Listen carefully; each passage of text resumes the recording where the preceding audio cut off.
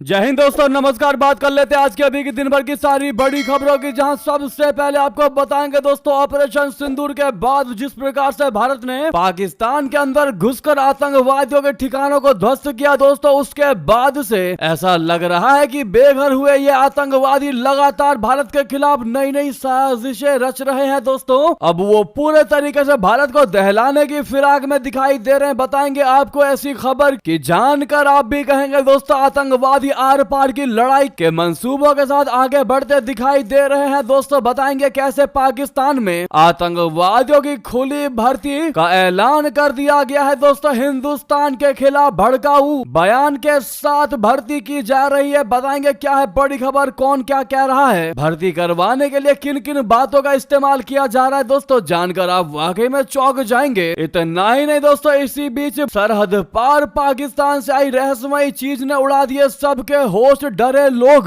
सीमा पर ऐसी चीज आई है दोस्तों जिसने लोकल्स को डरा कर रख दिया है। साथ ही साथ बताएंगे CIA के अधिकारी ने चौंका देने वाला खुलासा किया। इंदिरा गांधी को लेकर बता दिया कि उस समय इंदिरा गांधी ने यह फैसला नहीं लिया होता तो भारत के आगे घुटनों पर होता पाकिस्तान। जी हां दोस्तों, आखिर ऐसा कौन सा फैसला लिया इंदिरा गांधी ने जिसको लेकर CIA अधिकारी को तगड़ा खुलासा करना पड़ गया दोस्तों। लगे हाथों बताएंगे कभी भी नेतन्याहू को गिरफ्तार करेगा तुर्की। जी हां दोस्तों, भारत का दुश्मन देश तुर्की करने वाला है नेतन्याहू को गिरफ्तार। क्या है इसके पीछे का रीजन दोस्तों? तो वहीं बिहार चुनाव के बाद अचानक से PM मोदी जी जाने वाले हैं इस देश की यात्रा पर। सारी जानकारी आपको विस्तार से बताने वाले हैं, बस आप वीडियो के लास्ट तक बने रहिएगा। और खबरों में आगे बढ़ने से पहले दोस्तों, अगर आप भी मानते हैं ये आतंकवादी अपने में ही भड़क कर सहम जाएंगे लेकिन भारत का कुछ नहीं बिगाड़ पाएंगे, और अगर भारत से उलझेंगे तो इस बार इनकी आत्मा ही उड़कर बाहर जाएगी, तो वीडियो को लाइक करके चैनल को सब्सक्राइब करके बेल आइकन दबा के कमेंट में जय हिंद कह दीजिएगा। तो अब बात कर लेते हैं पहली बहुत बड़ी खबर की, जहां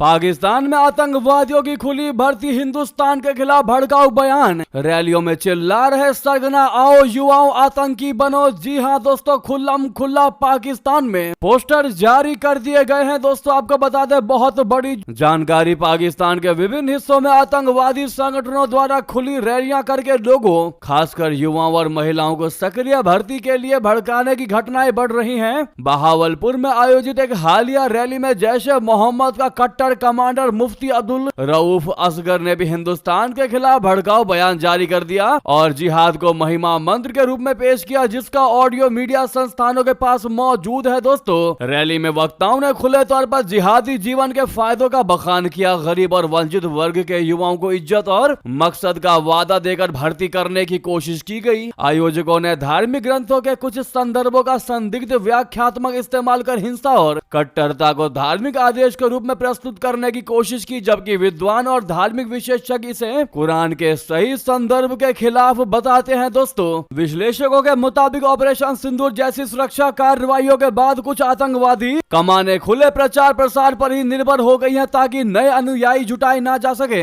हालांकि जनमानस में बढ़ती नाराजगी और आतंकवाद के कारण होने वाली मौतों के बाद एक बड़ा वर्ग अब आतंकवाद के प्रति संदेह और विरोध प्रकट कर रहा है। कई नागरिक ये भी मानते हैं कि धर्म के नाम पर किए जा रहे भड़काऊ बयान वास्तविक धार्मिक शिक्षा का विकृत रूप है। जी हां, मुफ्ती अब्दुल रऊफ असगर को जैश ए मोहम्मद के कुख्यात नेताओं में गिना जाता है। वो मसूद अजहर का भाई बताया जाता है और भारतीय सुरक्षा एजेंसियों की मोस्ट वांटेड सूची में भी शामिल रहा है। इतिहास में वो हाई प्रोफाइल मामलों से जोड़कर देखा जाता रहा है। उसकी सक्रियता और सार्वजनिक रैलियां क्षेत्रीय सुरक्षा के लिए गंभीर चुनौती बनी हुई है।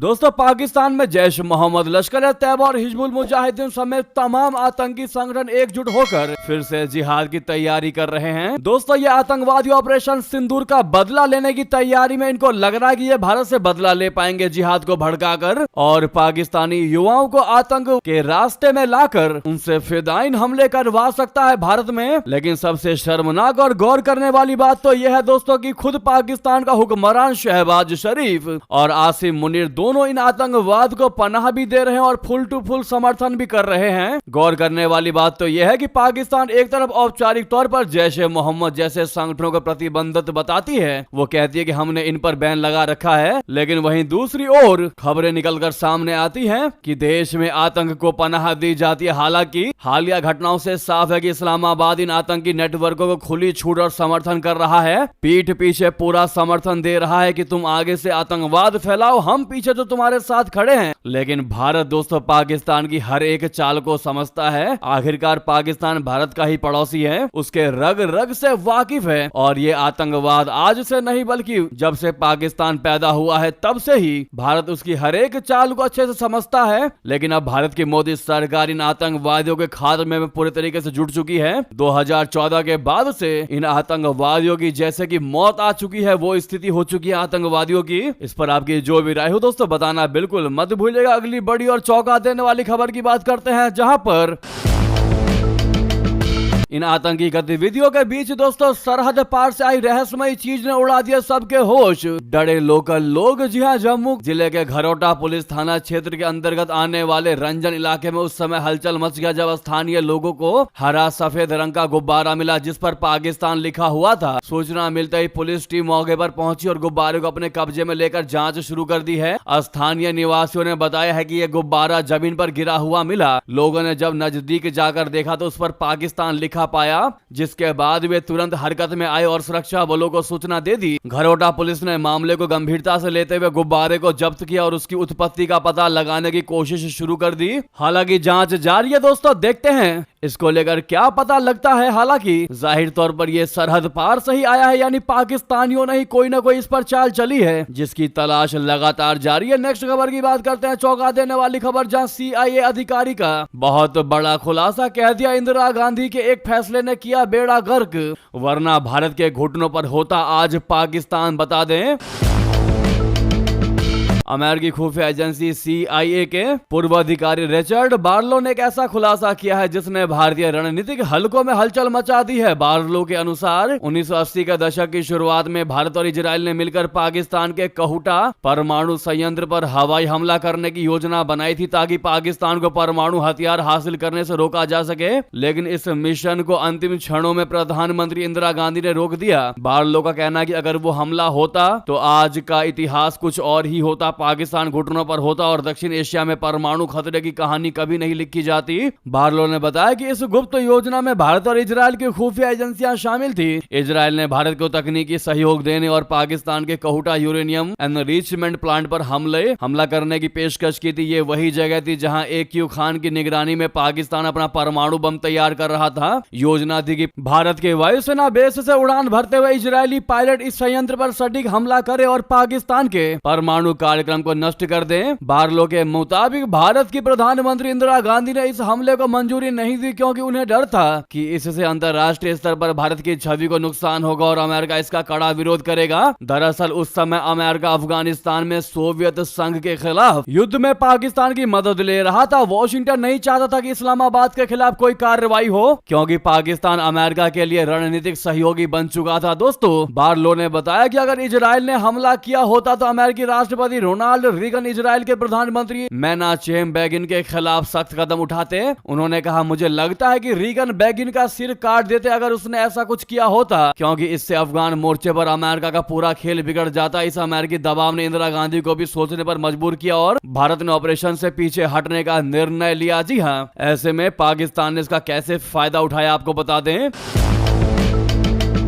हमला रुकने के बाद पाकिस्तान ने इसका पूरा फायदा उठाया। अमेरिकी मदद और खुफिया सुरक्षा के बीच कहूटा प्लांट जैसी तेजी से विकसित हुआ और 1998 में पाकिस्तान ने अपने पहले परमाणु परीक्षण कर दुनिया को चौंका दिया। बार्लो का कहना है कि अगर इंदिरा गांधी ने उस वक्त हरी झंडी दे दी होती तो पाकिस्तान का परमाणु कार्यक्रम कभी सफल नहीं होता। जी हाँ दोस्तों, बार्लो ने कहा यह एक ऐसा मौका था जो हाथ से निकल गया। अगर भारत और इजराइल ने वो ऑपरेशन अंजाम दे दिया होता, उस ऑपरेशन में हस्तक्षेप किया किया होता, उस ऑपरेशन को अंजाम दिया होता, तो पाकिस्तान की परमाणु महत्वाकांक्षा वहीं खत्म हो जाती। आज जब पाकिस्तान के परमाणु हथियार दक्षिण एशिया की सुरक्षा के लिए सबसे बड़ा खतरा माने जाते हैं, तब इंदिरा गांधी का वो फैसला इतिहास के पन्नों पर एक कूटनीतिक भूल की तरह दर्ज हो गया है। जी हाँ दोस्तों, अब बार्लो के इस बयान पर आपकी क्या राय है दोस्तों? एक हिंदुस्तानी होने के नाते, भारतीय होने के नाते दोस्तों, इंदिरा गांधी के इस फैसले को आप भी भूल मानते हैं? बताना मत भूलिएगा आपकी क्या राय है। और CIA अधिकारी के इस चौंकाने वाले खुलासे का क्या आप समर्थन करते हैं दोस्तों? बताना बिल्कुल मत भूलिएगा। नेक्स्ट खबर की बात करते हैं, जहां पर क्या नेतन्याहू को गिरफ्तार करेगा भारत का दुश्मन तुर्की? जारी किया अरेस्ट वारंट। जी हां, इजरायल और हमास के बीच लंबे समय से चले तनाव के बाद हाल ही में युद्ध विराम हुआ। इसी के बाद अब तुर्की ने इजरायल पर एक्शन लिया है। तुर्की ने शुक्रवार को घोषणा कर दिया कि उसने इजरायल के प्रधानमंत्री बेंजामिन नेतन्याहू और उनकी सरकार के वरिष्ठ अधिकारियों के खिलाफ जनसंहार यानी जेनोसाइड के आरोप में गिरफ्तारी वारंट जारी किए हैं। इस्तांबुल अभियोजक कार्यालय के बयान के मुताबिक कुल 37 संदिग्धों पर तुर्की ने जनसंहार के आरोप में गिरफ्तारी वारंट जारी किया है। इस लिस्ट में इजरायल के रक्षा मंत्री इजराइल कैट्ज, राष्ट्रीय सुरक्षा मंत्री इतामार बेन गवीर और सेना प्रमुख लेफ्टिनेंट जनरल एयाल जामिर शामिल है। पूरी लिस्ट अभी सार्वजनिक नहीं की गई है। तुर्की ने इन अधिकारियों पर गाजा में व्यवस्थित रूप से किए गए जनसंहार और मानवता के खिलाफ अपराध के आरोप लगाए हैं। बयान में तुर्की फलस्तीन मित्रता अस्पताल का भी जिक्र है, जिसे तुर्की ने गाजा पट्टी में बनाया था और जिसे इजरायल ने मार्च में बमबारी में नष्ट कर दिया था। तुर्की ने पिछले साल दक्षिण अफ्रीका के उस मामले में भी हिस्सा लिया था, जिसमें इजरायल पर अंतर्राष्ट्रीय न्यायालय यानी ICJ में जनसंहार के आरोप लगाए हैं। दोस्तों उधर बता दें, बिहार चुनाव के बाद प्रधानमंत्री मोदी जी 2 दिन के दौरे पर जा रहे हैं भूटान। क्या होगा खास एजेंडा? दरअसल बिहार चुनाव के बाद PM मोदी जी विदेश यात्रा पर जा रहे हैं। 11 से 12 नवंबर को 2 दिन के भूटान की राजकीय यात्रा पर रहेंगे। प्रधानमंत्री नरेंद्र मोदी जी 2014 के बाद से हिमालय देश भूटान की ये चौथी यात्रा होगी। ये दौरा दोनों देशों के बीच दोस्ती और सहयोग के खास रिश्तों को मजबूत करने के मकसद से किया जा रहा है और ये रेगुलर द्विपक्षीय हाई लेवल बातचीत की परंपरा के मुताबिक है। इस दौरे के दौरान प्रधानमंत्री भूटान के राजा महामहिम जिग्मे खेसर नामग्याल वांगचुक से भी मुलाकात करेंगे। ऐसे में एडवांस में happy journey PM Modi comment में जरूर कहिएगा। लगे हाथ तो वीडियो को लाइक करके इस चैनल को सब्सक्राइब करके बेल आइकन दबा के कमेंट में जय हिंद अवश्य कह दीजिएगा। दोस्तों तो मिलते हैं आपसे अगली बड़ी खबर में। यहां तक बने रहने के लिए आप सभी का बहुत बहुत धन्यवाद, बहुत बहुत आभार। जय हिंद, जय भारत।